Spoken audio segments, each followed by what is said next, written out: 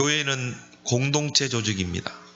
여러 다양한 사람들이, 여러 부류의 사람들이 모이는 곳이 바로 교회의 공동체죠. 그래서 이 공동체에는 이 구심점이 중요합니다. 어떤 목적을 가지고 우리가 교회에 모이는가, 어떤 형태로 모이는가, 이런 구심점과 목적이 분명해야 되는 것이죠. 교회 공동체는 오직 복음 공동체여야 할 줄 믿습니다. 교회는 오직 복음으로 온리스돼야 돼요. 그래서 이게 안 되면 교회 공동체는 하나의 사교 모임, 그 정도밖에 수준밖에 될 수가 밖에 없죠. 그래서 오직 복음을 위하여, 복음에 의한, 복음을 위한 공동체가 바로 교회 공동체인 것입니다. 그래서 하나님이 교회에만 복음을 주신 거예요. 다른 조직과 공동체에는 복음을 주지 않았습니다. 여러분, 이제 정치 공동체에 복음을 줬습니까? 그러면 정치를 가지고 이 세상을 살려야 되겠죠. 오직 교회에만 복음을 주다. 그래서 교회는 철저하게 복음 공동체가 돼야 되는 것이죠. 그러면 자동적으로 세 가지 방향이 나오게 됩니다. 바로 전도와 선교와 렘넌트.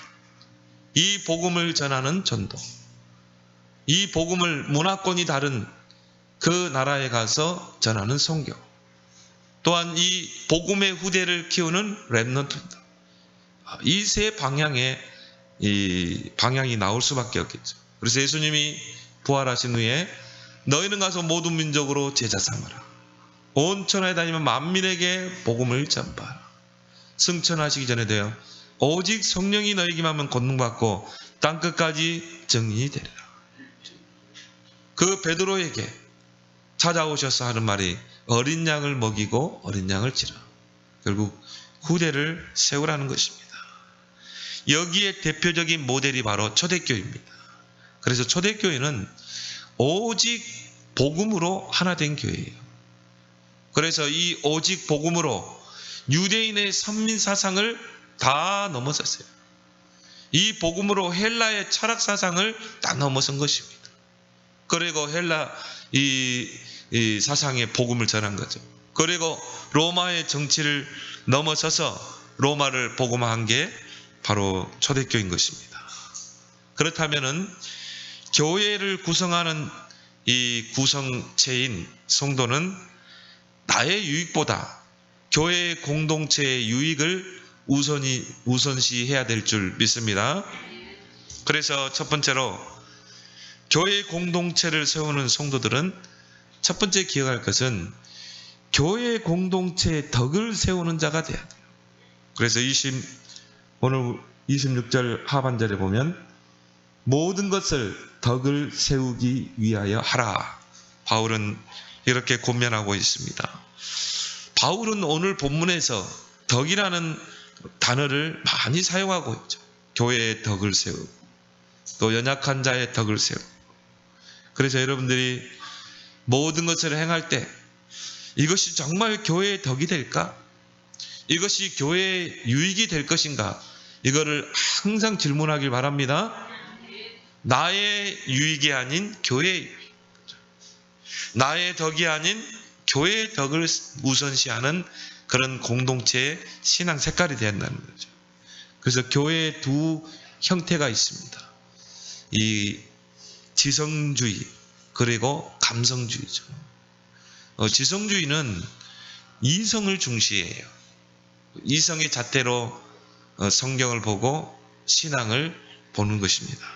그래서 이 지성주의는 머리로 추구하는 신앙입니다. 합리성을 강조하죠. 이성에 맞지 않고 합리적이지 않으면 믿지 않으려고 합니다. 천지창조 그거를 하나의 설화로 보거든요. 지성인들의 큰 착각이죠. 모든 것을 이성과 과학으로 접근하려고 그래요. 그래서 이성의 논리에 맞지 않고 과학에 맞지 않으면 실제적으로 믿지 않으려고 합니다. 성경의 그런 기적들, 이적들 안 믿습니다. 그리고 예수님의 그 부활도 믿지 않습니다. 더 깊이 들어가서 예수는 하나의 그런 선지자다, 이렇게까지 보는 사람 교회 안에 많아요. 수두룩합니다. 지성주의입니다. 감성주의는 감성을 중시합니다. 그래서 가슴으로 추구하는 신앙이죠. 그러다 보니까 은사와 체험을 강조하게 됩니다. 이런 사람들이 신앙생활을 하게 되면 거의 신비주의로 많이 가게 되죠. 불건전 신비주의. 또 이런 감성을 중시하다 보니까, 은사를 중시하다 보니까 자칫 성경에서 이탈하게 됐죠. 그러다 보니까 이제 이단들이 나오게 되고 여기에서 사이비 종교들이 나오게 됩니다. 그래서 우리는 지성주의도 아니고 감성주의도 아니고 우리는 오직 복음주의가 돼야 될 줄 믿습니다. 왜? 성경의 66권의 그 핵이 복음이잖아요. 그리스도가 오실 것이다. 그리스도가 오셨다. 그래서 우리는 오직 복음을 중시해야 돼요. 복음 외에는 다 결국은 서론적인 것입니다. 오직 복음을 중시하고 오직 복음주의가 되다 보니까 결국은 전도와 선교와 렘넌트 운동을 추구하는 신앙이 될 수밖에 없어요. 그리고 우리 교회는요, 오직 복음을 중시해야 합니다. 오직 전도, 선교, 렘넌트를 키우자. 그게 바로 초대교회 아니겠습니까? 이학번 주에 세계 선교대회가 있었죠. 코로나 이 사태로 인해서 선교사님들이 들어올 수 없는, 그래서 이 위성으로, 인터넷으로 이 선교에 참여하는 이런 초유의 이 선교대회가 진행이 됐습니다. 근데요, 오히려 이걸 통해서 더 선교사님들이 영상으로 참여하면서 더 은혜를 받더라고요. 어떤 선교사님은 이 코로나 때문에 이 국내에 귀국하게 됐는데 이 항공이 끊겨버린 거예요. 그 선교지에 결국은 이 항공이 끊어지니까 어떻게 됩니까? 들어갈 수가 없죠. 그 선교지에는 이 선교사님이 세운 그런 제자들이 있는데, 렘넌트들이 있는데, 선교사님이 너무 근심 걱정하면서요 기도했는데 선교지에서 이 중직자가 전화가 왔대요. 목사님, 선교사님, 걱정하지 마세요. 우리는 지금 이 장로님들 중심으로 우리는 교회가 하나 되고 있습니다. 오히려 더 하나 되고요. 더 렘넌트들이 이 복음 안에서 세워지고, 그 선교사님이요 정말 감동하더라고요. 눈물을 흘리더라고요. 야, 그래. 교회든 선교지든 오직 복음 중심이 돼야 되고, 오직 복음의 제자를 세워야 되고, 오직 모든 교인들을 복음으로 각인 뿌리 체질을 내려야 되겠구나.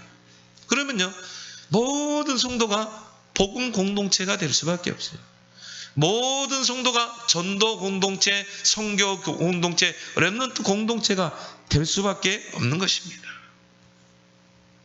이 고린도 교회는 좀 감성을 중시하는 그런 경향이 좀 있었던 것 같아요.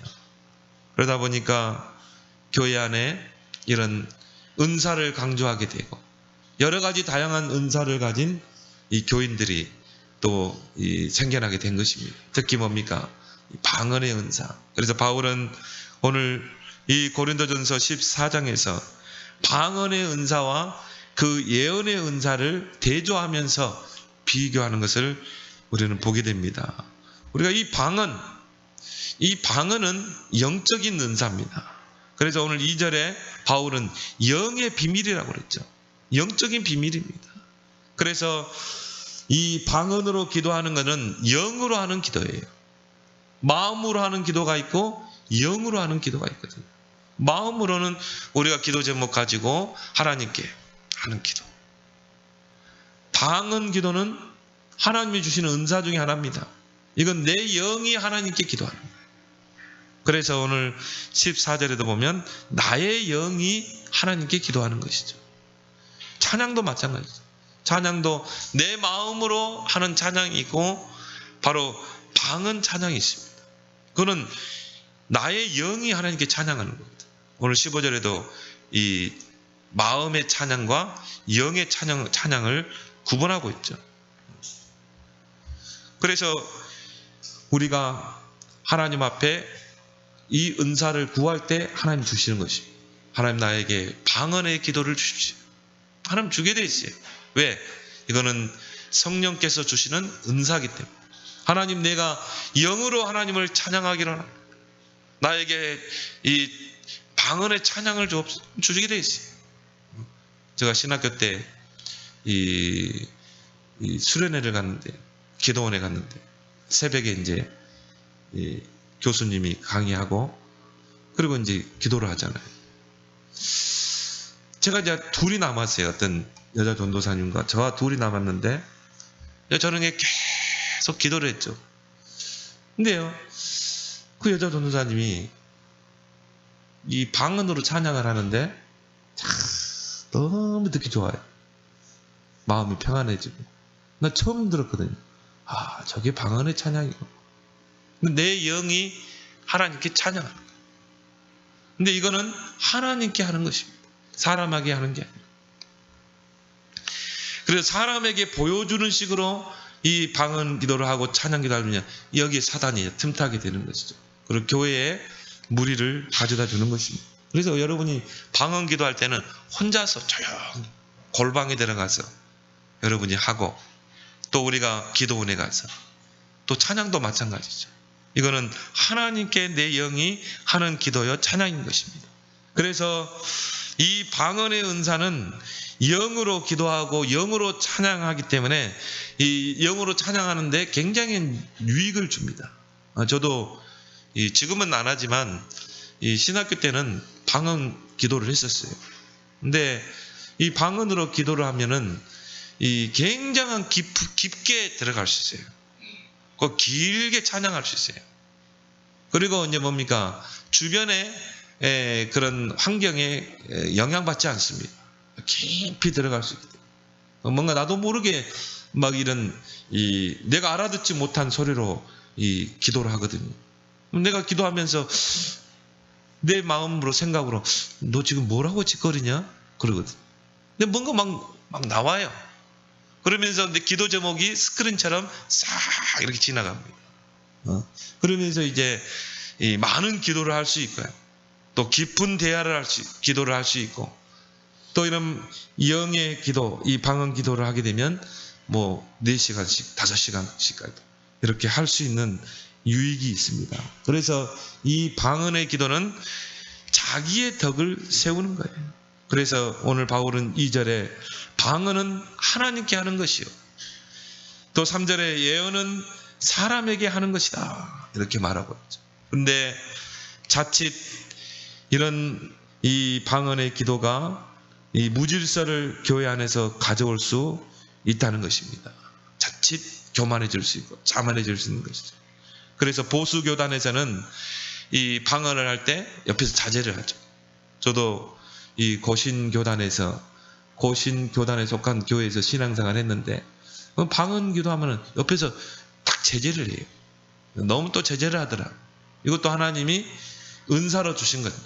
그래서 바울은 오늘 이 본문에서 우리가 하나님이 주신 것이면 방언으로도 기도할 수 있는 것이고, 또 하나님이 또 안 주셨다 해서 그것 때문에 또 내가 낙심할 필요 없고 그냥 마음으로 하나님께 기도하고, 그래서 이 두 가지는 뭐 어떤 것이 중요하냐, 어떤 것이 중요하지 않냐, 이런 차이가 아닌 다 하나님이 주신 기도의 방편인 줄 믿습니다. 정말 여러분이 방언 안 되면요, 굳이 뭐 달라고 할 필요 없어요. 하나님이 여러분이 어쩔 때 막 깊은 기도 속에, 은혜 속에 들어가면 나올 수 있습니다. 뭐 그걸로 하면 되는 것이죠. 그렇지만 이런 것들이 자칫 이 무질서를 가져올 수도 있다는 것입니다. 그래서 고린도 교회는 이 방언의 은사를 받은 자들이 도리어 교회에 큰 무리를 일으키는, 그런 분쟁을 일으키는, 갈등을 가져다주는, 무질서를 가져다주는 그런 악효과가 나는 것입니다. 그래서 거기에 대해서 바울은 정리할 필요가 있기 때문에 오늘 14장을 써서 보낸 것입니다. 그래서 이 방언은 하나님께, 또 골방에서 나와 하나님과 영으로 대하는 그 기도가 방언 기도인데, 자칫 이게 하나님께 하는 게 아니라 사람에게 나를 과시하고, 나는 이렇게 방언해? 뭐 그런 사람들이 있거든요. 자기를 과시하고. 또 어떤 사람들은 뭐 내가 방언하기 때문에 방언 팀사야, 내가 방언하도록 도와줄게. 뭐 우리 기도원에서 막 코카콜라 연주하고 그랬잖아요. 방언이 연습으로 되는 건 아니거든요. 하나님이 선물로 주셔야 돼요. 그럼 방언 팀 사역이 교회 안에서 일어나고, 방언을 못하는 자들은 자괴감을 갖게 되고 갈등하게 되고, 또 어떤 이 교단에서는 지금은 그러지 않죠.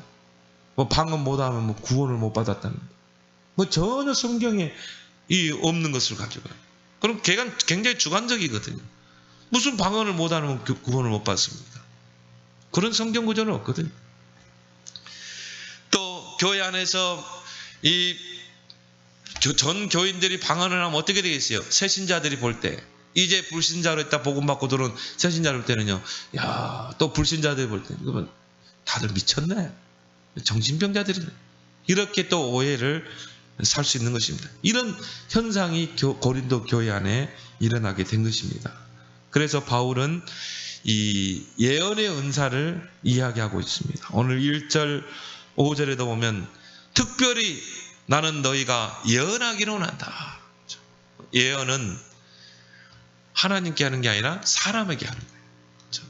정말 여러분이 이 은혜 받은 말을 한마디로 교회 안에 새신자, 연약한 성도에게 한마디 하는 것이 그 새신자를 세울 수 있거든요.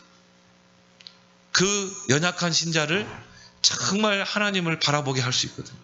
그래서 바울은 방언도 중요하지만 예언의 은사를 놓고 기도했어요. 그래서 예언은 두 가지 측면이 있습니다. 미래적인 측면이 있고 현재적인 측면이 있습니다. 우리가 미래적인 측면이 뭡니까? 앞으로 오지 않을 미래의 일을 예언하는 것이죠. 특히 사도 요한 같은 경우 그 반모섬에서 미래에 일어날 일을 예언했거든요. 그 미래적인 측면입니다.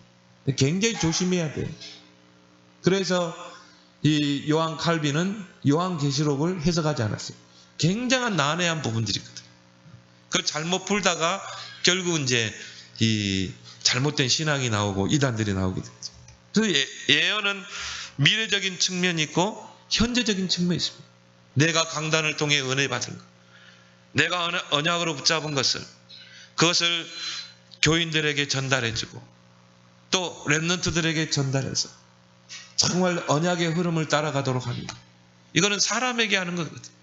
그래서 바울은 방언의 은사, 여러 가지 은사 있지만 특별히 예언하기를 나는 원한다, 그런 말을 하게 됐죠.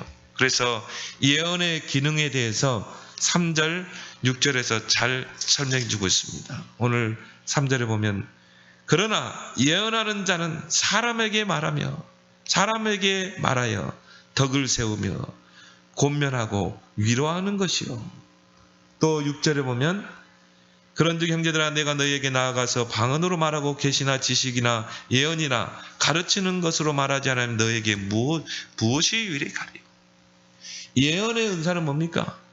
하나님이 내게 주신 말씀을 가지고 교인들에게, 또 연약한 교인들을 또 세우고 덕을 세우며 또 권면하고 때로는 하나님 말씀으로 위로하는 것, 그리고 가르치는 것, 이것이 바로 예언의 기능인 것입니다.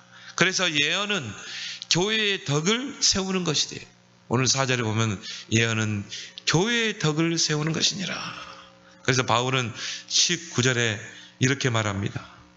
그러나 교회에서 내가 남을 가르치기 위하여 깨달은 마음으로 5마디 말을 하는 것이 1만 마디 방언을 말하는 것보다 나으니라.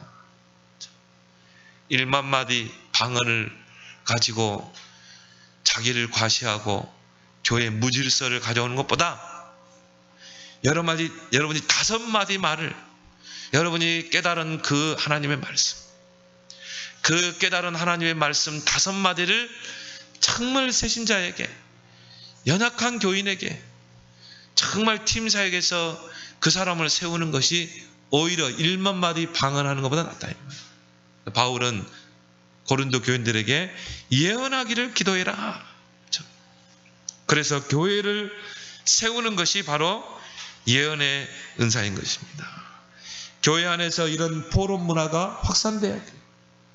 예배 끝나면 그냥 가는 게 아니라 사도행전 2장 42절에 보니까 저희가 사도의 가르침을 받아 서로 교제하고 떡을 떼며 기도하기를 힘쓰죠. 여러분이 강단에서 말씀을 받았으면 어떻게 해야 돼요? 떡을 떼야 돼요. 그 말씀을 서로 나누는 것입니다. 내가 강단에서 붙잡은 말씀이 뭔가? 은혜 받은 말씀이 뭔가? 내가 강단을 통해 붙잡은 기도 제목이 뭔가? 서로 나누는 거예요. 여러분이 은혜 받은 말씀을 이렇게 나눌 때 강단을 놓친 사람들이 붙잡게 돼요. 특히 새신자들. 이런 말씀이 증거되고, 이걸 나도 붙잡아야 되고. 여러분이 강단의 말씀을 통해 붙잡은 기도 제목을 포럼할 때 강단을 통해 기도 제목 못 붙잡는 교인들 많거든요. 그런 교인들이 기도 제목을 붙잡게 돼요. 또 여러분이 한 주간 동안 말씀이 어떻게 성취됐는가, 그걸 포럼하게 되면요, 연약한 교인들이 듣고 어떻게 하겠어요? 이야, 이 강단 말씀이 이렇게 중요하구나. 하나님의 말씀은 반드시 성취되는구나. 그래서 강단을 놓고 내가 기도해야 됩니다. 내가 예배를 놓고 기도해야 될까? 은연하게 이게 전달되게 되어 있습니다. 여러분이 한 주간 동안 응답받은 것을 포럼하게 되면 어떻게 돼요? 듣는 교인들이 진짜 기도해야 되겠구나. 내가 진짜 기도 안 했구나. 기도하면 이렇게 응답되는데 쓸데없는 내가 고민하고 근심했구나. 은연중에 전달되는 것입니다. 그래서 서로를 세우게 돼 있어요. 여러분이 한 주간 동안 전도 현장의 그 포럼을 한번 해보세요. 그러면요, 듣는 교인들이, 연약한 교인들이, 나도 전도해야 돼. 이렇게 하나님의 전도를 기뻐하시는구나. 하나님은 모든 사람이 구원받기를 원하십니다. 전도자로 세워지게 돼 있어요. 여러분도 모르게 전달되는 것입니다. 이런 포럼 문화가 확산돼요. 그래서 여러분들은 예언하기를 기도하기를 바랍니다. 정말 하나님의 말씀, 깨달은 말씀 5마디가 1만 마디 방언보다 낫다 이 말이에요. 그래서 히브리서 4장 12절에 하나님 말씀은 살았고 능력이 있어 좌우의 날에서는 어떤 것보다도 예리하여 말씀 받은 자들의 혼과 영과 관절 골수를 찔러 쪼갠다고 다 치유하게 되어 있습니다. 마음과 생각까지 치유하게 되어 있습니다. 새신자들은 강단의 말씀을 10%도 제대로 소화 못합니다. 그걸 알아야 돼요. 그러면 목사님은 그 새신자에게 방향 맞춰서 메시지를 해야 됩니까? 그건 아니거든요. 전체를 놓고 설교를 해야 돼요. 그러면 이제 여러분들이 예배 끝나고 나서 3, 4, 5 모여가지고 이걸 해야 된다 이 말이에요. 깨달은 그 5마디, 여러분이 의뢰 받은 말씀, 여러분이 붙잡은 기도 제목, 현장에서의 하나님의 역사를 같이 나누는 것입니다. 이럴 때 초대교회는 3천 제자가 일어납니다. 사도의 가르침 받아 서로 교제하고 떡을 떼고 기도하기를 힘씁니다. 근데 어떤 역사가 일어났어요? 3천 제자가 일어난 것입니다. 이런 역사를 여러분이 꼭 체험하길 바랍니다. 두 번째는 뭡니까? 교회 공동체의 질서를 세우는 자가 돼야 돼요. 오늘 40절에 보면 모든 것을 질서 있게 하라. 하나님은 질서의 하나님이십니다. 그래서 질서의 하나님은 교회 안에서 질서가 있기를 원해요. 이렇게 무질서하고 어수선하고 하나님은 그렇게 되기를 원치 않습니다. 그래서 여자는 교회에서 잠잠하라. 34절 35절에 보면 여자는 교회에서 잠잠하라. 바울이 한 말이거든요. 우리가 이것만 놓고 보면요, 야, 바울은 너무 남성 우월주의자네, 여자를 너무 무시해, 이렇게 볼 수 있겠죠. 고린도 교회의 상황을 보면 여자들이 잠잠할 수밖에 없어요. 왜 바울은 이런 말을 했습니까? 오늘 본문을 보면요, 고린도 교회는 이 은사를 받은 자, 또 이 방언을 받은 이 신도들이, 여신도들이 많았어요. 그래서 여신도들로 인해서 교회 안에 이런 문제들이 발생했어요. 교회 안에서 무질서하게. 방언은 하나님께 하는 것인데 사람 앞에서 막 하고요. 우리 수락산에 교회 세워지니까 새벽에 한 사람이 방언 기도를 하는데 얼마나 소란을 피우는지 몰라요. 기도가 안 되더라. 그래서 내가 하나님, 저 집사님 좀 새벽에 안 오게 해주십시오. 다른 교회에 이제 그런 방언 기도를 많이 강조하는 교회 집사가 새벽에 왔더라. 기도를 못 하겠어요. 우리 교회는 장로교인데. 그래서 그 기도가 간절히 나오더라. 나중에는요, 그 기도대로 하나님 응답하셨어요. 이런 여신도들로 인해서 막 교회 안에 무질서가 일어나. 그걸 통해서 막 방언을 못 받는 교인들 자괴감을 갖고 갈등을 하게 되고 시험 들게 되고, 이런 새신자들이 또 그 뭐 어떻게 하겠어요? 시험 들 수밖에 없죠. 이런 문제들이 발생하게 된 것입니다. 그래서 남성과 여성은 좀 특징이 달라요. 여성의 특징은 좀 감성이 풍성합니다. 그래서 이 감성적이고, 그러다 보니까 교회 안에서는요, 남자들보다 여자 성도들이 방언 기도를 많이 해요. 제가 이렇게 교회를 보니까 여자 교인들이 이 방언 기도 이런 것들을 많이 하다 보니까 자칫 은사를 남용하게 되는 거죠. 그것 가지고 자기를 과시하고, 그것 때문에 시험들, 이런 일들이 일어납니다. 그래서 바울은 거기에 대해서 이제 권면을 하죠. 오늘 7절에 보니까 피리나 검은고가 검은고 같이 생명 없는 것이 소리를 낼 때 그 음의 분별을 나타내지 아니하면 피리 부는 것인지 검은고 타는 것인지 어찌 알게 하리요. 되리요. 피리는 피리로서의 소리를 내야 되고, 검은고는 검은고로서의 소리를 분명하게 낼 수 있어야 한다 이 말이에요. 무슨 소리인지 알지 못하면 이게 검은고 소리인지 피리 소리인지를 모르게 되고, 만일 나팔이 분명하지 못한 소리를 내면 누가 전투를 준비하리요. 나팔을 불 때 크게 불어야 이제 전쟁에 돌입하는구나.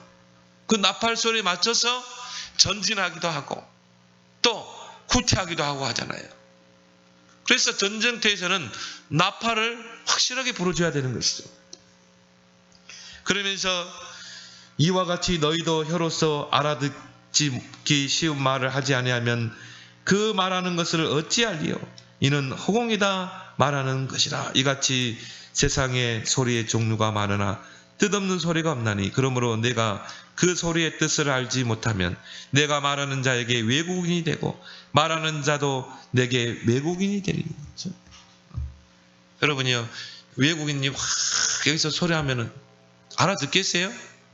아랍인이요 하고 막 소리하면 통역해주는 사람이 없으면 무슨 말인지 못 알아듣잖아요. 방언도 그와 같아요.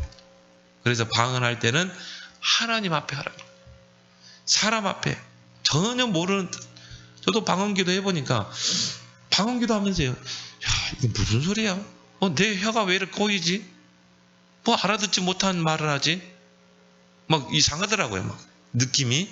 내 보니까 내 영이 기도하는 거예요. 하나님께. 그렇죠? 근데 이거는 하나님께 해야지 막 사람 앞에 과시하듯이 하면 안 된다는 것을 바울은 오늘 본문을 통해 권면하고 있는 것입니다. 특히 뭡니까?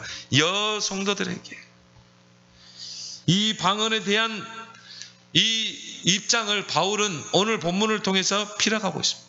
바울은 누구보다도 방언을 많이 했던 사람이에요.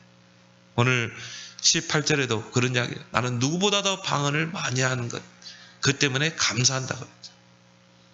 근데 오늘 15절에 바울은 그러게 합니다. 그러면 어떻게 할까? 내가 영으로 기도하고 또 마음으로 기도하며 내가 영으로 찬송하고 또 마음으로 찬송하리라. 어떤 교인이 방언으로 기도하는데, 하나님 나에게도 방언 기도할 수 있게 주시옵소서. 기도했는데 안 줬어. 그것 때문에 낙심하고 할 필요 없다 이 말. 왜? 우리에게는 마음이 있잖아요. 어떻게 보면 마음으로 하는 기도가 진실한 기도입니다. 또 찬양도 마찬가지. 내가 새벽에요. 그 여전도사님의 그 방언 찬양을 때 너무 듣기 좋은 거예요. 진짜 천상의 소리란 말이 그 말이더라고요. 근데 그렇다고 내가 하나님 앞에 나도 방언으로 찬양하게 해줬어. 안 줬다. 낙심할 필요 있어요? 하나님 원망할 필요 있어요? 아니요. 마음으로 하나님께, 내 입술로 하나님께 찬양하면 되는 것입니다. 그래서 바울은 입으로 소리내어 찬양할지어다. 영어로 찬양하는 것지만 소리내어 여러분의 신앙 고백을 담아 하나님께 찬양하는 것, 그것을 하나님이 기뻐 받으시는 줄 믿습니다. 그래서 오늘 바울은 19절에도 아까도 이야기했지만요, 1만 마디 방언을 하는 것보다 5마디 깨달은 말로 정말 예언하는 것, 연약한 교인들을 그 말씀으로 세우는 것, 그게 오히려 더 낫다 이 말이죠. 이게 바울의 이 결론이요 입장인 것입니다. 그래서 교회 안에는 권위가 있습니다. 질서가 필요합니다. 그래서 교회 안에는요 목사님이 있고 또 중직자가 있는 거예요. 그래서 목사님에게는 강도권이 있잖아요. 그게 어떻게 보면 교회의 권위요 질서예요. 아무나 와서 설교합니까? 그러지 않죠. 또 교회 안에는 장로들이 있어요.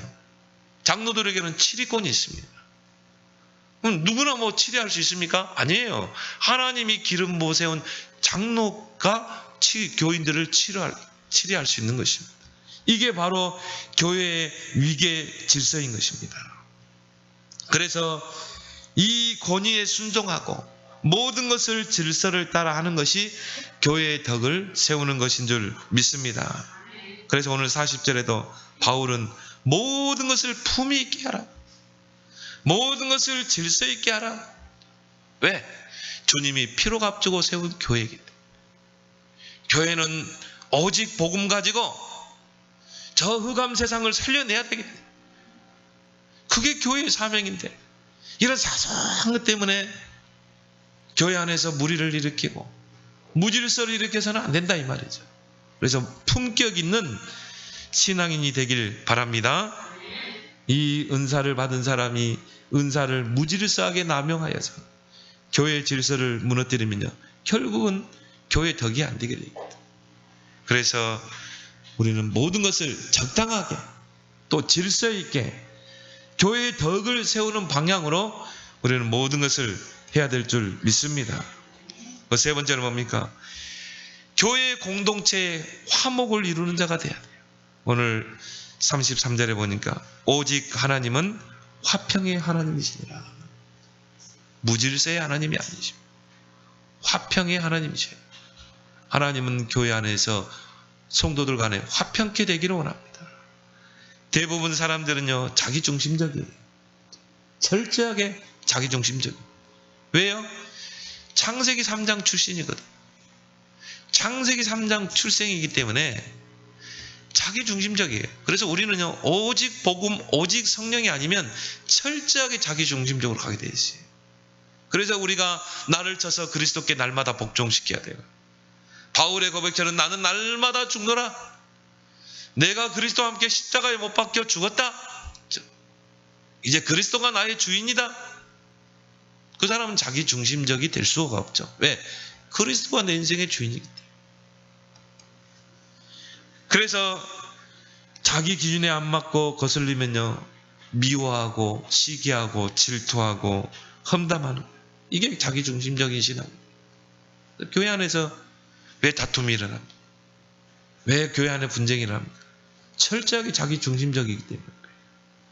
그래서 이 복음으로 사람을 살리는 우리는 모든 것에 중용을 지키고 화평케 하는 자가 되어야 될 줄 믿습니다. 중용이란 말은 뭡니까? 한쪽으로 치우치지 않는 것입니다. 중용이란 말은 뭡니까? 분명한 자기 기준을 가지고 있는 거예요. 바로 복음의 기준. 그래서 여러분은 누구하고 대화할 때, 교회 안에서 뭔가를 판단할 때도 항상 중용의 자리에 서야 돼요. 한쪽으로 치우치면 안 돼요. 어떤 사람의 말을 들을 때도요, 그 사람의 말을 다 믿으면 안 돼요. 항상 중용의 사람. 한쪽으로 치우치지 말고. 그리고 뭐라고요? 분명한 복음의 기준을 가지고 들어야 돼요. 그리고 복음으로 권면해 줘야 되는 것이죠. 특히 여러분이 누가 남에 대해서 막 험담하는 사람 있잖아. 아버지 집사님, 그 권사 보니까 어떠고 저떠고 저쩌고 험담하는 사람 있잖아요. 그럼 여러분 어떻게 들라고요? 중용이세요. 치우치면 안 돼요. 이 사람의 말을 곧대로 들으면 안 돼요. 그리고 여러분은 절대적인 복음의 기준을 가지고 그분을 팀색해 줘야 돼요. 집사님 그렇지 않다. 그래서 그분을 꼭 기도해 줘야 되지 않겠어요? 그 권사님은 절대 복음이 필요한 거다. 정말 어떻게 보면은 복음이 필요하다는 그런 러브콜이다. 우리가 함께 기도하자. 그 권사님을 놓고 기도하자. 이게 중용입니다. 여러분은 복음의 중용이 되길 바랍니다. 이런 기준이 없으면 어떻게 돼요? 그래요? 그 권사님 못됐네요. 그리고 또 그걸 또 다른 사람에 또 옮기거든. 모 집사한테 가가지고 그 권사 우리가 기도해 줘야 되겠다 하면서요. 그 권사 못됐더라. 말을 옮기고 이게 사단이 하는 짓입니다. 그래가지고 교회 안에 화평을 깨고 교회 안에 분쟁을 일으키고 갈등을 일으키고 시험을 주고. 복음의 중용이 되길 바랍니다. 한쪽으로 치우치지 말고 복음의 절대 기준을 가지고 오히려 여러분 꾸짖을 수 있어야 돼요. 집사님 그런 말 하지 마라. 집사님 복음의 사람 맞아? 복음 앞에 서라. 그래서 40절에 모든 것을 품위 있게 하라. 여러분 품격 신앙이 좀 돼보세요. 중용의 신앙이 좀 돼보세요. 나는 피스메이커가 될 것이다. 모든 사람과 화평케 하는 사람이 될 것이다. 마태복음 5장 9절에 화평하게 하는 자는 복이 있나니 그들이 하나님의 아들이라 일컬음을 받을 것이며. 예수님께서 팔복을 설명하시면서 화평케 하는 자는 복이 있나니 그들이 하나님의 아들이라 일컬음을 받을 것이며. 여러분 주변에 있는 사람들이에요. 여러분을 보면서 저 사람은 진짜 화평케 하는 사람. 저 사람은 정말 매력 있는 사람. 저 사람을 진짜 보니까 진짜 신자구나. 진짜 그리스도인. 일컬음을 받을 것이며. 이게 복음의 중요한 것입니다. 여러분은 신자를 만나더라도 불신자를 만나더라도 항상 복음의 절대 기준을 가지고 한쪽으로 치우치지 말고 여러분은 복음으로 화평케 하는 자들이 되기를 바랍니다. 그래서 고린도후서 5장 18절 19절에 하나님이 저와 여러분들에게 화목하게 하는 직분을 주셨어요. 화목하게 하는 말씀을 주셨어요. 화목하게 하는 이 말씀을 주시고 복음을 주셨어요. 이 말씀과 하나님의 말씀과 복음으로 여러분은 화목케 하는 그 직분을 감당하길 바랍니다. 그래서 여러분은 교회 안에서 트러블을 일으키는 자가 되지 말고 모든 사람과 화평케 합니다. 그래서 교회의 화평을 이루는 자, 가정의 화평을 이루는 자, 또 내가 몸담고 있는 직장에 화평을 이루는 이것만큼 좋은 전도는 없어요. 이것만큼 좋은 팀사역도 없어요. 이런 품격 있는 신앙, 질서 있는 신앙, 교회의 덕을 세우는 그런 신앙이 되기를 예수 그리스도를 축원합니다. 하나님 아버지 은혜를 감사합니다. 하나님이 우리에게 교회라는 그 공동체를 허락하시고 이 교회 공동체의 한 구성원으로서 교회를 세우는 그런 귀한 지체로 불러주심을 감사합니다. 교회의 소중함을 알고 교회의 공동체의 덕을 세우고 또한 교회 공동체의 질서를 세우며 또한 교회 공동체의 화평을 이루는 자들이 다 되게 하여 주옵소서. 예수님의 이름으로 기도드리옵나이다. 아멘.